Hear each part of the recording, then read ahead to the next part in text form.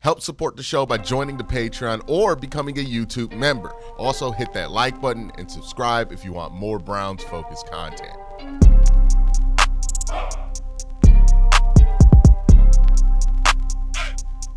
And look, the theme of the week has been wild.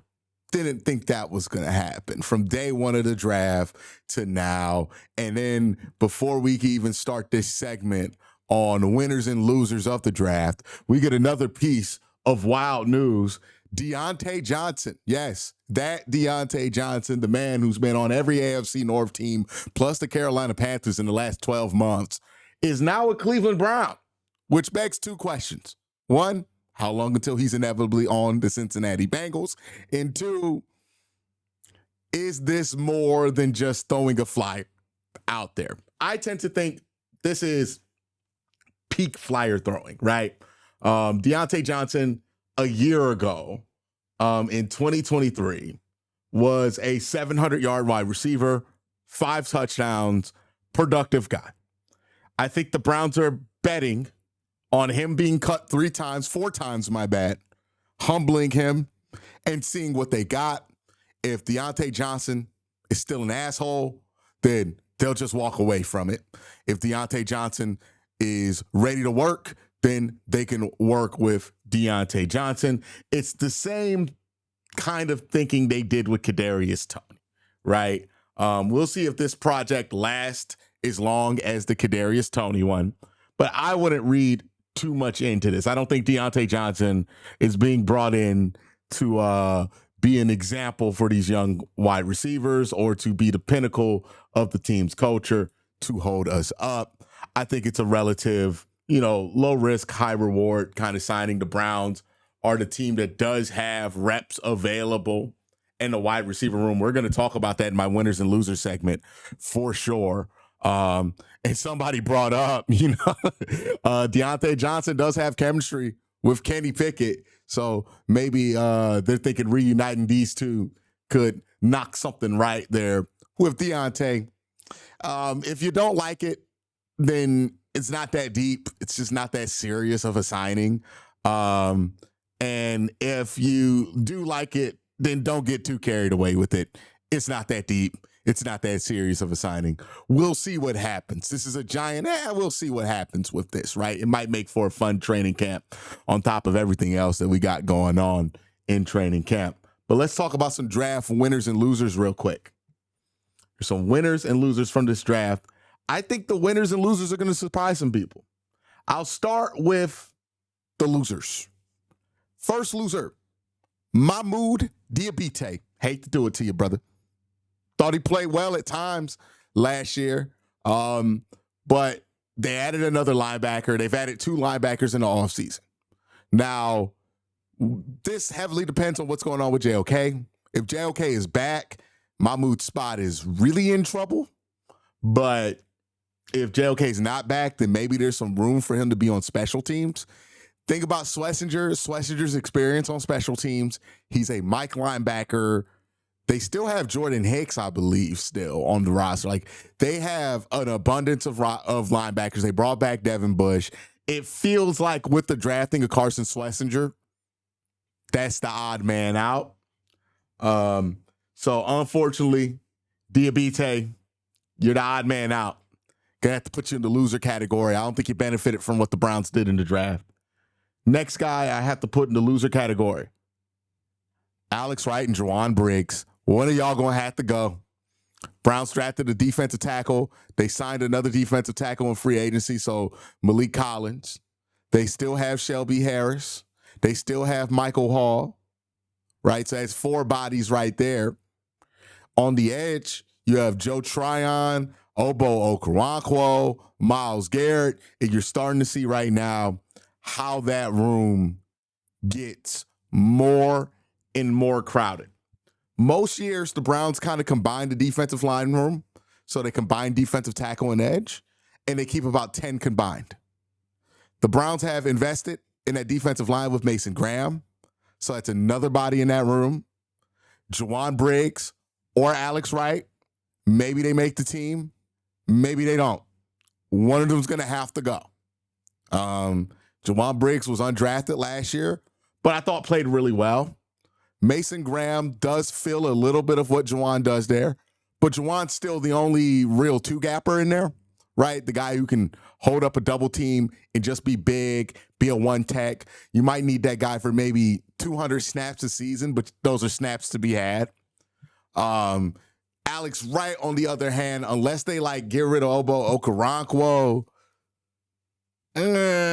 you see it gets kind of tough, right? And I think Jack Duffin, who works for the OBR, shout out to the OBR, got the shirt on, makes that point a ton that, Alex Wright, just look at the money side of it, might be one of these guys that gets hurt. Another group of guys who I think lost in this draft, I think it's going to surprise some people. Wide receiver. I think if you're a wide receiver for the Cleveland Browns, what you saw in the draft, you lost. The reason I say that is simple. It is obvious to me from what the Browns did in that draft that targets are going down, right? If you were hoping to get more targets in that wide receiver room, the targets are going down. We have a four-way quarterback competition. We drafted a tight end and two running backs. You know what that means. Look at me. If you're in that wide receiver room, get ready to learn run blocking because you're going to be doing a lot of run blocking because the targets are going down. You're probably going to see 500 pass attempts this year. Of those 500, 100 going to David Njoku, probably 50 going to Harold Fainin, about 350 targets for all 5 or 7 of you guys to fight over. 100 is going to Jerry Jeudy too. So Jerry gets his 100, David gets his 100, Harold gets 50. It's about 250 targets between running backs and all the wide receivers. It's gonna be a lean year. You better take advantage of the targets that you get because the targets are going down. This team is trying to control the line of scrimmage on both sides of the ball, run the ball, and chew clock. That is the objective of the Cleveland Browns. That was made clear to us when they drafted Dillon Gabriel, right? Who was the ultimate, we just gonna run the ball quarterback. Right? They got Kenny Pickett in there. Another ultimate, we just gonna run the ball quarterback. That seems to be the plan. That seems to be what the get down gonna be in that offense. So, Dionte Johnson is a hell of a situation for you to walk into, brother. Because if you think you about to get 100 targets here, good luck with that, brother. Good luck with that. All right, the last loser, Kenny Pickett. Now, maybe this is wish fulfillment. I'll admit it. It might be wish fulfillment. Maybe I just want this to be the case. But Kenny Pickett feels like he has to be a loser in this situation. Why? Because, Dillon Gabriel, don't that feel like a dude you bring in? Because you're like, we can replace Kenny Pickett on the cheap with him. Kenny Pickett still costs $2.3 million. He's not expensive, but he's not the cheapest. You could pay Dillon Gabriel $800K to do what Kenny Pickett's supposed to do. And if it's even between Kenny Pickett and Dillon Gabriel, it's a wrap. Shedeur has a different spot there, right? Shedeur, first they're going to see if these red flags are real with him. Me and Cole in a few minutes are going to have a conversation about that. But that's a different role for Shedeur. Kenny, you're in competition with Dillon. And if Dillon pulls even with you, brother, and there's a good chance he might, it's over. It's over at that point. They're going to try to sneak you on the practice squad or trade you. Don't really see a ton of ways Kenny Pickett has a super long Browns career. I might be wrong on that, but we'll see. Let's go to my winners real quick. DeJuan Jones, Wyatt Teller, Ethan Posick, you won. You won. They are still committed to that core. They did not draft a single offensive lineman in this class. That's 2 years we thought they would go offensive line. They haven't gone offensive line. I don't think it means anything with trends because I remember saying this shit with defensive tackle, and look where we live now, right? So that to me feels like they're still committed to this offensive line. They still think DeJuan Jones can lose some weight, play left tackle for them, and be the future at the position. We'll see where Tevin Jenkins ends up playing. We'll see what they do with Easton Posick, but I think they're committed that a lot of the change on the offensive line is going to happen because they have went back to a more familiar system that fits these guys better than it used to. My second winner, Ronnie Hickman Jr. They believe in you. They believe in you. Cleveland may not. A lot of folks on the Twitter may not. The guy that I'm about to bring in to help me host the second part of the show may not. But Cleveland does, because you're the only dude back there playing free safety. I tend to think Ronnie Hickman's going to be okay playing free safety because the job's just not that difficult in the Jim Schwartz defense. You just want somebody to babysit over top. And Ronnie Hickman plays that position super safe, which I don't love, but I think the Browns are okay with. So Ronnie Hickman seems like they're going to stick with you, give you at least a chance to start. Shout out to him, undrafted guy. The final winners of the day are Jim Schwartz and Myles Garrett. I have to say this.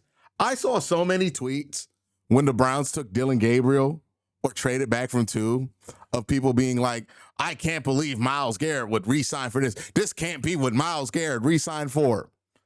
I am like, sure. I mean, you don't even have to know anybody to guess this. Myles Garrett is thrilled to have Mason Graham next to him because Mason Graham is a dominant edge rusher stream.